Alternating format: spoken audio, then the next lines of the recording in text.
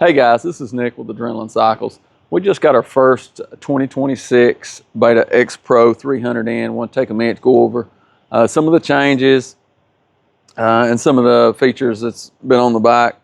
Anyways, this bike was revised heavily last year, and this year Beta went ahead and did some more revisions to it, which is super nice. We'll go over those. First, you'll notice all new color on the plastic. I really like this. I'm not a fan when brands just change small little color things. It's hard to notice. I mean, if you got a new bike, everybody wants somebody to know they got a new bike. So I really like the updated plastic. There was nothing wrong with last year. It's just it's new. Give it something new to look at. So updated plastic. Some of the big things. Last year it got all new suspension, but now this year I seen where they got the SAC suspension. This was new last year, and you'll see, the single hydraulic chamber forks where you've got spring in one side, hydraulics controlled in the other side. And we're told this year Beta did a little bit of valving on that change, so that to help it keep more planted. So that's nice. They're still working on stuff, adjusting, fine tuning. The brake caliper pulled over straight from the RXs. The RRs got this last year, I believe, which is basically nothing big, just whittling away a little extra metal, save some weight. Over a year or two, saving here and there, that starts to add up. Back on the back, the rear axle, that pulled over from the RX models and all the race models last year. They stepped up from a 20 millimeter to a 22 this year. Adds a little bit of rigidity in the handling of it instead of flexing. So that's nice. Just what you guys buying, make sure you get if you buy a brake disc guard, get the one for the correct year. You'll have to watch that. Engine wise, Beta did a couple upgrades there too. The second gear was stretched out a little bit.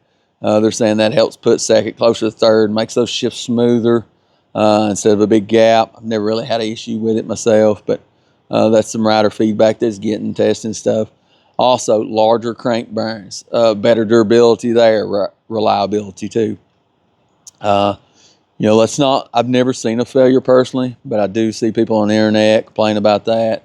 We're a fairly new dealer, only been in the Betas for 3 years, so we don't see a lot of high hours Betas. A lot of hours we see 100 hours, so but that's nice that they're improving stuff that anybody's got any complaints on. They're working through everything.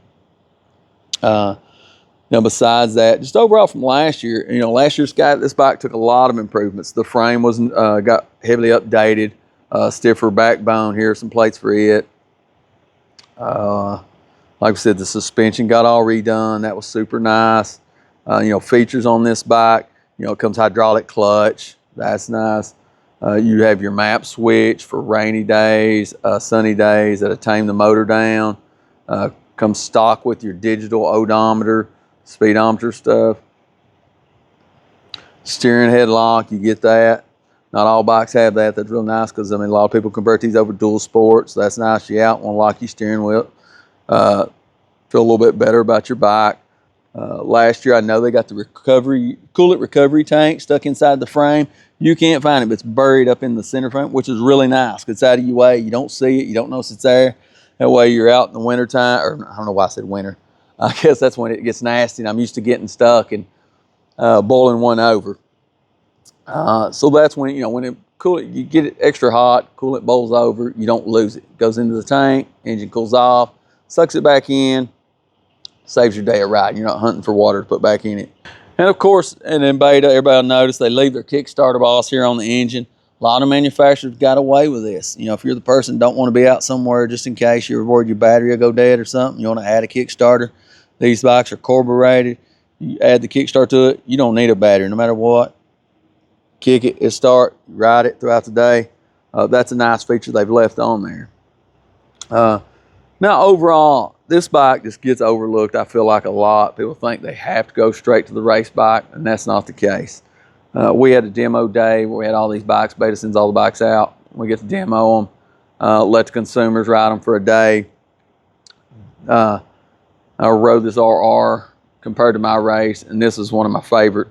Trail riding, this is a better bike than the race bike. If you ain't going racing, you don't have to step up and get the race. This suspension on this is set up better. It'll work better in the woods. and the slow type stuff than the race models.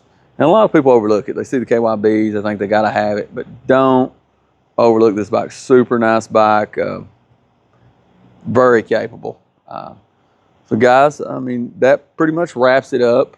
Really glad to see Beta listen to the consumers, making updates every year, not just leaving the bike the same 4 or 5 years. So that's really good they're doing that.